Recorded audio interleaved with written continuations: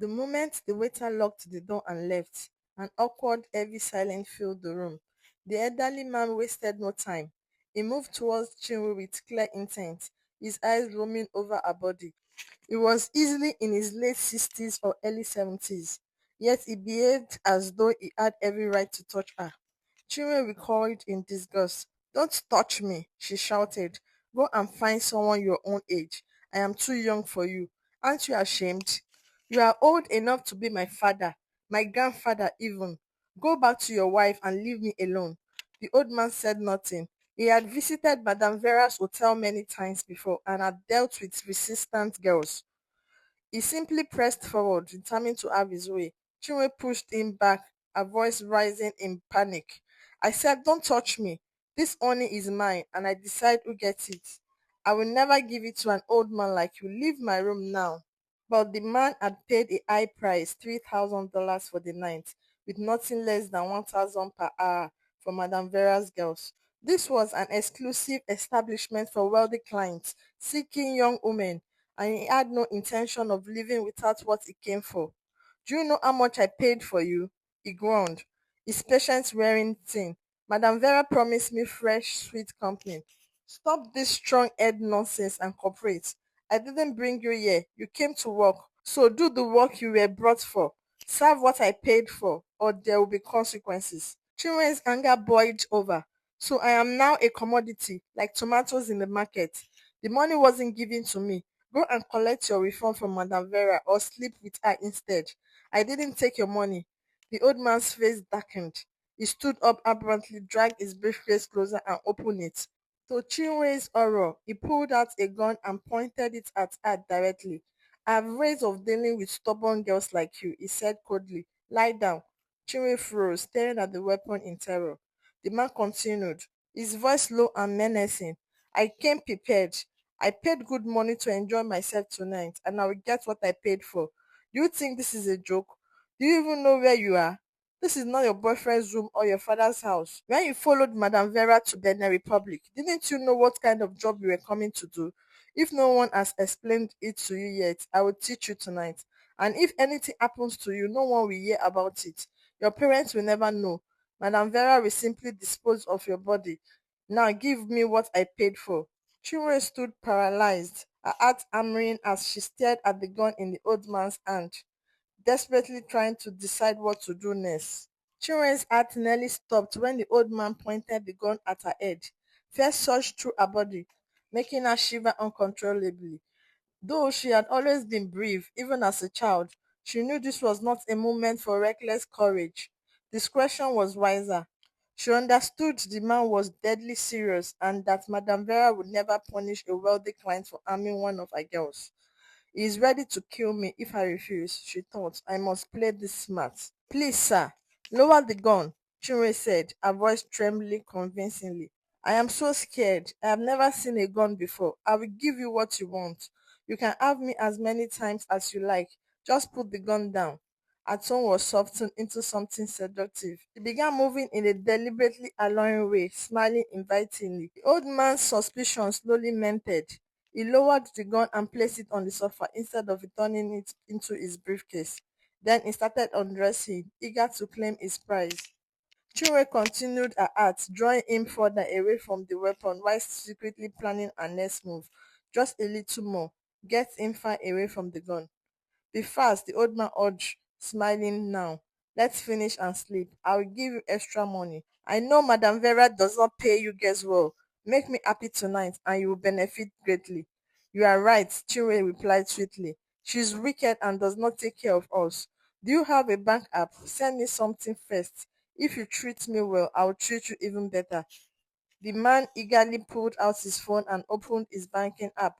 Chinwe gave him her account details and he transferred $2,000. Her eyes widened with momentary relief, but she stayed focused. "Come," she said, leading him into the bedroom. As the naked old man walked ahead, Chinwe quickly grabbed the gun from the sofa and began recording him with her phone. "Stop right there," she shouted, her voice now ice cold. "Don't move." The old man froze and turned around. Shock replaced his excitement when he saw Chinwe pointing his own gun at him. "What is this?" he stammered. "I thought we were getting along. I just sent you money. I even wanted to make you my regular girl. Lower the gun. This isn't funny. Pick up your clothes and get out of my room, Chinwe ordered firmly. I have a video of you naked in here. If you tell anyone what happened, I will release it online. Now leave. The terrified man, afraid of his life and reputation, quickly gathered his clothes and stumbled out. You will regret this, he muttered as Chinwe slammed and locked the door behind him. A few minutes later, the waiter returned. Did you make the customer happy? He asked. Of course, Chinwe replied calmly. Did he complain on his way out? No, he didn't, the waiter said. Good. Now get ready for the next customer. Chinwe's eyes widened in disbelief. But I just finished with one. Can't I rest? The waiter ignored her protest and walked away, leaving her standing there in shock. That night, Chinwe finally accepted the harsh reality. She was trapped in Madame Vera's hotel and would not be allowed to leave easily. Escaping would require careful, long-term planning. Her encounter with the old man had taught her a vital lesson. She would only survive if she became tough and strategic. She made a firm vow to herself. No man will touch me in this place. I will not allow Madame Vera to turn me into a marketable commodity. I am keeping myself for the man who will marry me.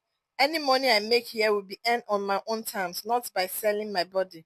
She cleaned her face and reapplied her makeup. The waiter had already warned her that another customer was on the way. So this is the real business, she thought bitterly. Madame Vera lures girls from Nigeria with promises of Italy, only to lock them in Benin Republic and force them to sleep with men for her profit. I refuse to be part of it. While she makes money, I will make mine, and no man will lay a finger on me. A knock sounded on the door. The waiter entered, carrying a plate of fried rice and chicken. I hope you are ready for the next customer, he said. You have 3 men to attend to tonight. Eat first, then get prepared. Madame Vera is not wicked. If you do your job very well, you will be treated nicely. But if you refuse to cooperate, there will be serious problems. Chinwe took the food without a word. She ate ravenously, devouring the meal as though she had been starving for weeks. Once she finished, she cleaned up, touched her makeup and looked even more striking. Hunger really makes a person look dull, she thought, admiring her reflection. Now I am ready. She positioned her phone camera in a hidden spot to record everything, then retrieved the gun she had taken from the first customer and hid it under a pillow. Every man who walks into this room will be recorded, but none of them will touch me. Soon the second customer arrived, a younger man. He entered quickly and immediately began removing his clothes without greeting. Good evening, sir, Chinwe said politely. No need for greetings, he replied. Let's get straight to it.